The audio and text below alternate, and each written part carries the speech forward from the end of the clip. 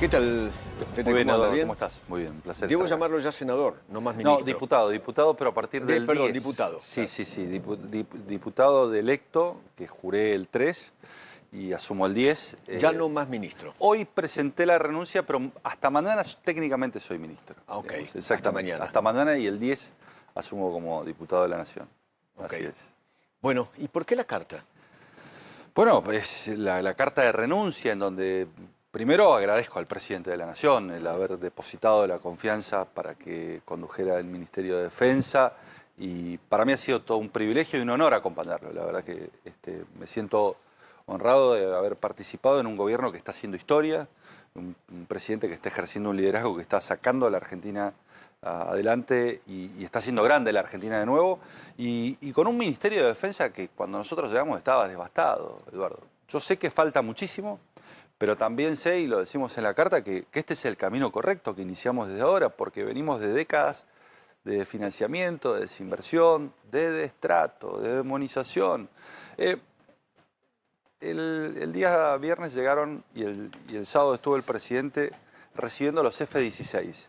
Los caza multirol que la República Argentina adquirió allá por abril del 2024, bien digo, y ahora los estamos recibiendo. Y muchos en redes sociales y algunos kirchneristas se han transformado en una suerte de sommelier de aviones de caza. Sí. Ahora, la pregunta es ¿qué hicieron? Digo, porque desde el año 2015 la República Argentina perdió su capacidad supersónica con los aviones cuando desprogramó los Mirage.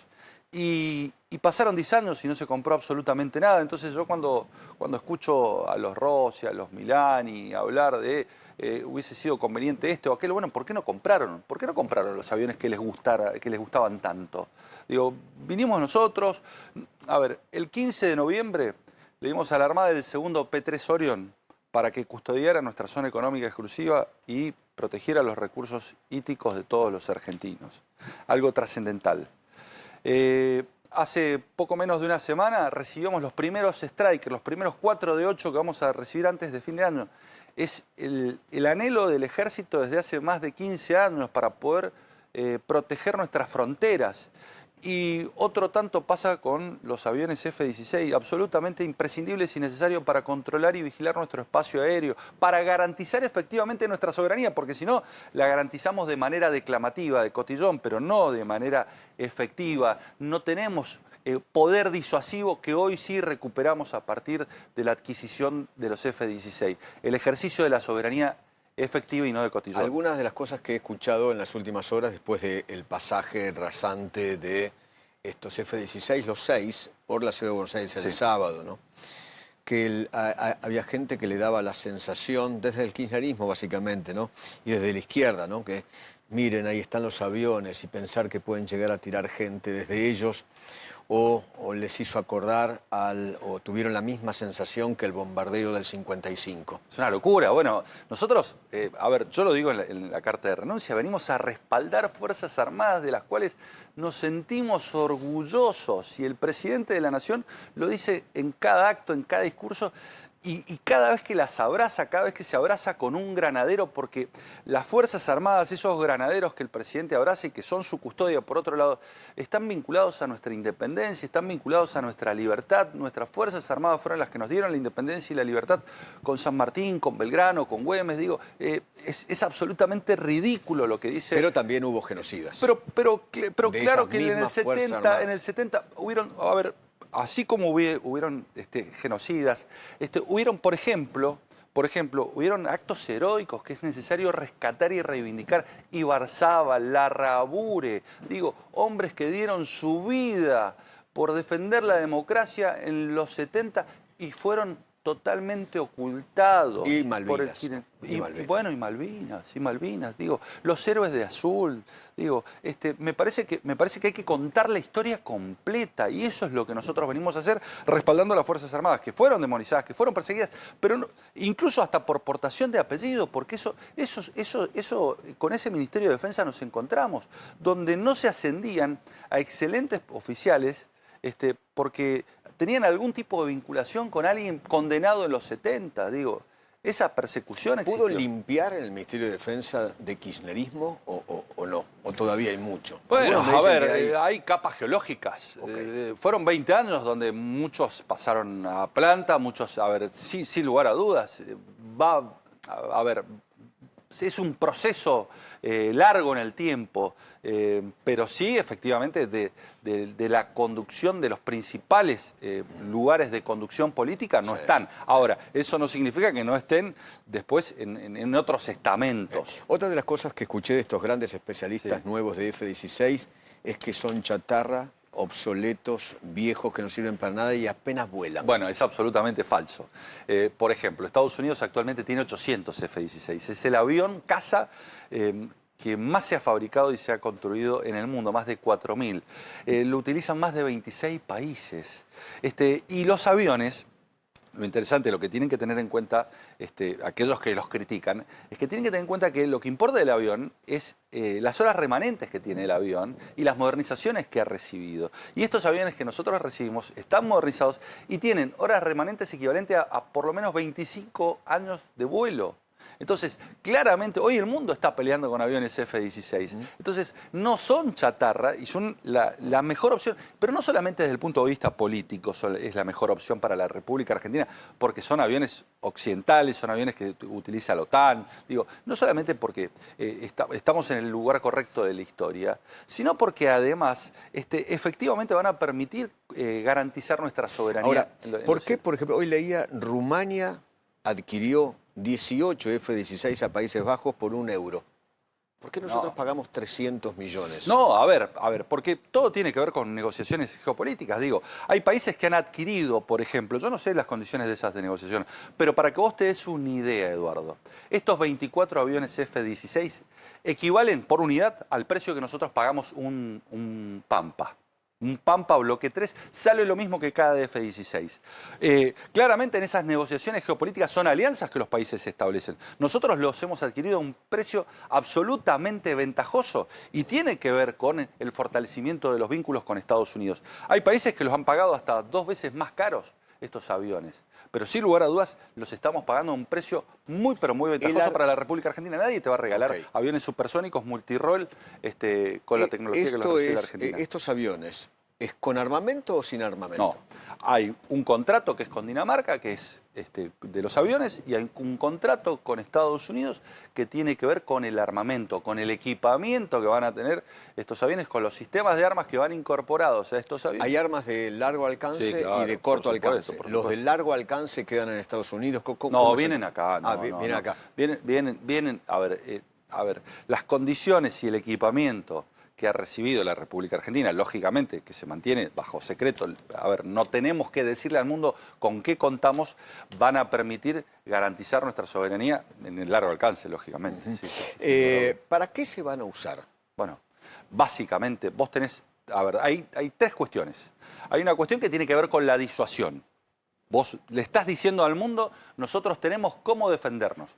Cómo defender a los argentinos y cómo defender los recursos naturales de los argentinos. Eso por un lado. Segundo, el control efectivo. El control de todo el espacio aéreo. Vos imaginate que de Tandil a Buenos Aires demoran 12 minutos. A una velocidad de hasta 2.500 kilómetros por hora. Claramente te permiten que vos, en el 8º país del mundo, lo puedas recorrer rápidamente ante cualquier amenaza. La posibilidad del control y vigilancia no solamente del espacio aéreo, del espacio terrestre y del espacio marítimo, que es fundamental. Y la tercera cuestión es la cuestión geopolítica. Digo, esto profundiza nuestra alianza con Estados Unidos, transformándonos en un socio estratégico en el hemisferio sur, y por eso también ha sido una negociación extremadamente ventajosa para la República Argentina en términos de Debe haber sido una negociación complicada también porque en el medio está Inglaterra, ¿no? No tiene nada que ver Reino Unido. No tiene nada que ver. No tiene nada que ver porque no tiene equipamiento de Reino Unido. Entonces, no hubo levantamiento de ningún tipo de veto o restricción. Esto es importante decirlo. Porque por ahí se hablan cosas. Exacto. Así como tuvimos problemas en las restricciones que tienen que ver con los asientos eyectables de los superetendar, donde habían restricciones y vetos para la adquisición de esos asientos eyectables. En este caso particular de los F-16, tanto en el avión como en el equipamiento no hay ningún tipo de veto o restricción de Reino Unido. Cuénteme una cosa. ¿Quién va a poner en funciones a los nuevos jefes? No, el próximo ministro. El próximo ministro. Sí, claro, el próximo ministro. O sea, usted a partir de mañana...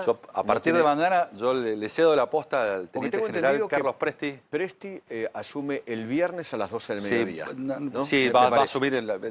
formalmente puede ser que el viernes, pero técnicamente va a ser a partir del 10 de diciembre. Claro que asuma, la verdad que para nosotros es otra muestra más de ese respaldo que yo hablaba a las Fuerzas Armadas, que las conduzca un teniente general es un reconocimiento, digo, a que pueden y deben hacerlo. Mi secretario de Asuntos Militares fue un jefe del Ejército y después un coronel, digo, y gran parte de mi staff han sido militares. Parte de su staff, por ejemplo, Madero va a ser el jefe de gabinete. Exactamente, va a ser el jefe de gabinete. Que también cumplió funciones con usted. Exactamente. Un gran funcionario. Exactamente, fue subsecretario de Planeamiento Estratégico y posteriormente de Emergencias. Con lo cual, digo, va a haber una continuidad. Lógicamente, estamos orgullosos de que el teniente general Carlos Presti sea el próximo ministro de Defensa. Volviendo a los F-16, sí. El otro día, hablando con Valverde, el viernes... Sí. Me contaba que estos aviones necesitan un avión para repostarlos en el aire. Sí, claro. ¿Ese avión va a estar? Sí, claro, hay que adquirirlo. Digo, pero también... ¿Dinero para que vuelen? ¿Va a haber o no? Sí, claro que va a haber. Okay. A ver, vos pensás que, primero, se han cumplido con todas las etapas, pero además de cumplirse con todas las etapas, porque esto es importante, cuando nosotros los adquiríamos, decían no van a llegar, no van a volar, llegó el avión de entrenamiento cuando tenía que llegar, llegaron los 6 en el plazo que habíamos establecido, nosotros dijimos llegan en diciembre, el 5 de diciembre estuvieron en la República Argentina, pero eso además supone una fuerte inversión en la infraestructura, en el área de mantenimiento de Río Cuarto y en Tandil, porque dejaron devastadas la infraestructura de la Fuerza Aérea Argentina. Y tener este avión no solamente supone la compra más importante en términos militares de los últimos 40 años, sino que supone en muchos aspectos un salto tecnológico de hasta 30 años para la Fuerza Aérea, con lo cual ha habido que acondicionarla, digo, pero es absolutamente necesario. En diciembre del año que viene, ya los próximos 6, y después se van a ir completando hasta que se completen los 24 F-16, con lo cual es absolutamente trascendental para la República Argentina. Cuénteme una cosa, ¿por qué no pasa a retiro Presti? Porque no tiene por qué hacerlo. Es decir, él creo que va... Disponibilidad. Va a pasar a disponibilidad y no tiene la obligación de pasar a retiro. ¿Y por qué? ¿Por qué le vamos a cumplir el deseo del kirchnerismo que lo quiere retirado? Digo, básicamente la decisión que se ha tomado es que no pase a retiro y que pase a disponibilidad y a partir de esa condición ejerza el Ministerio de Defensa. A ver, yo los mandaba el psicólogo el otro día cuando me tocaba asumir como diputado. Sí, lo vi en el recinto. Exactamente, en el recinto. ¿Por qué los mandaba al psicólogo? Porque olvidan que el fundador del peronismo, de los cuales ellos se sienten representados, digo, el kirchnerismo, fue ministro de guerra. Y era militar, digo. Teniente general. Exactamente. Y otro tanto, si hacemos un repaso por nuestra historia, tenemos muchísimos casos de militares que ocuparon el Ministerio de Guerra. Roca, entre otros, ¿no? Julio Argentino Roca, pero digo, entonces no hay que tener prejuicios y menos sesgos ideológicos a la hora de definir quién tiene que, por ejemplo, conducir. Yo ahora me estoy acordando, ¿no? Creo que hasta en el himno del peronismo lo llaman el general. El general, claro. El general. Claro. Ahí no tienen ningún problema. Exactamente, ahí no tienen ningún problema. ¿no? Entonces, ¿por qué un militar? Bueno, esto era lo que nosotros planteábamos cuando nos decían no puede ser que el viceministro de Defensa sea un militar. Pero ¿cómo no van a ser? Si están preparados, están formados, claramente, han pasado toda su vida, están dispuestos a entregar su vida. Además, estos militares no tienen nada que ver con los militares de hace 40 años, ¿no? Pero claro, para defender la patria están dispuestos a entregar lo más sagrado que tienen, que es su propia vida. ¿Cómo no van a tener la posibilidad, si el presidente así lo decide, como comandante en jefe, que es de darles el lugar para que tengan la conducción operativa de las Fuerzas Armadas? Siempre uno cuando se retira de una función hay un debe y un haber. Usted me parece que en el debe se va con algo pendiente y OSFA y salarios. Bueno, a ver, los contesto a los dos porque me parece muy importante. Cuando yo asumí el ministerio, respecto de los salarios, me encontré con una distancia del 24% en relación a los salarios de las fuerzas de seguridad. Logramos un aumento del 7%, con lo cual lo bajamos al 19%, y ni bien se apruebe el presupuesto va a haber otro aumento para las fuerzas. Claramente hay que avanzar, pero la pregunta que tenemos que hacernos, Eduardo, es ¿por qué se llegó a ese 24%? Digo, ¿dónde estaban los que defendían a las Fuerzas Armadas y ahora se rasgan las vestiduras cuando se producía esa brecha entre las Fuerzas Armadas y las Fuerzas de Seguridad? Nosotros lo estamos bajando y la decisión del presidente de la Nación es terminar su primer mandato con las Fuerzas Armadas y las Fuerzas de Seguridad totalmente equiparadas. Y lo que tiene que ver con el IOSFA, tres cosas te digo.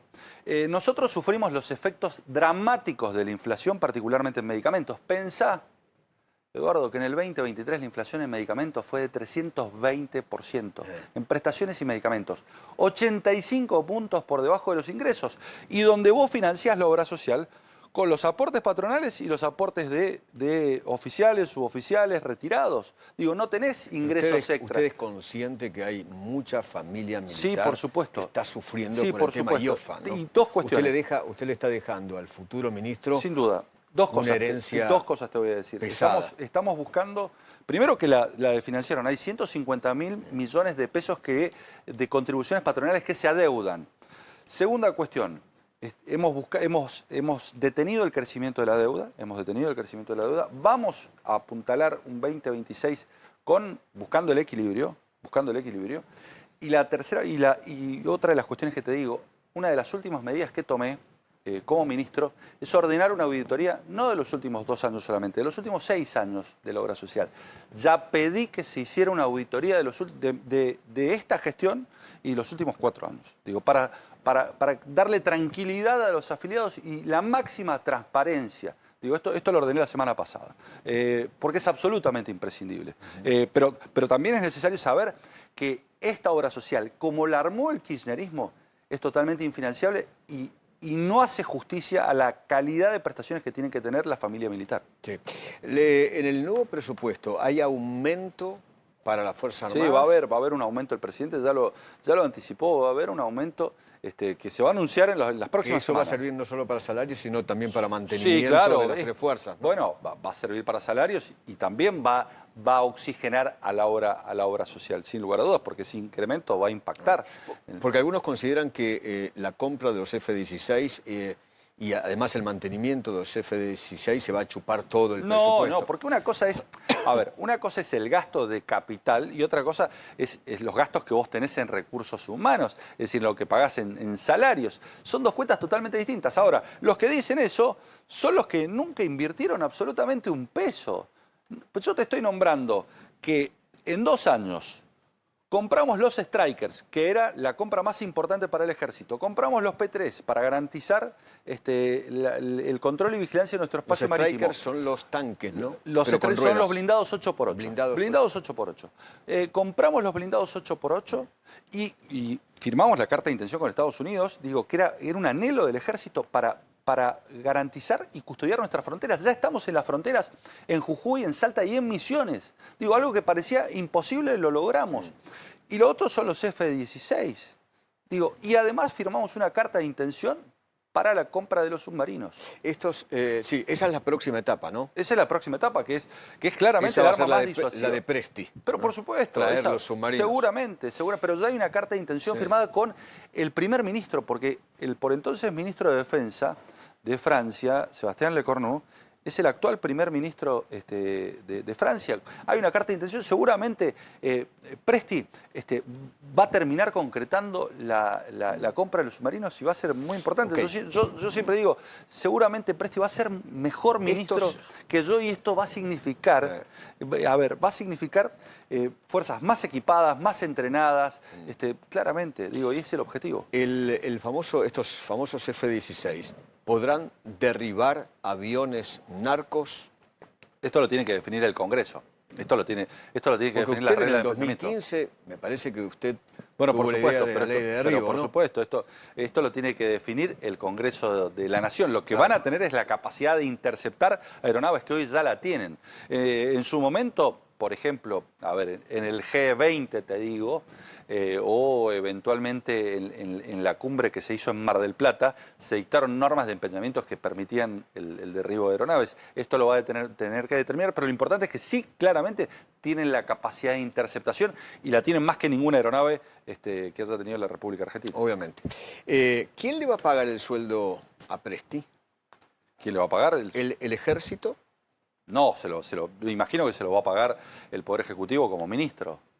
O sea, él va a cobrar el sueldo como ministro, No, porque no puede cobrar los dos. No, tiene que cobrar Por uno. eso. Seguramente optará por uno, o el sueldo como teniente general o el sueldo como ministro. Okay. Es una opción que deberá ejercer. Claro. La verdad que desconozco qué opción podrá ejercer, pero va a tener, lo que sí quiero aclarar es que va a tener una sola remuneración, no va a tener dos remuneraciones. Obviamente. Esto está claro, está totalmente descartado. Obviamente. Diputado, ya le digo así, ¿no? Sí, claro. Diputado, sí. ¿Tiene ganas de presidir alguna comisión? No sé, ya soy vicepresidente de la Cámara. Dar el debate, defender al gobierno.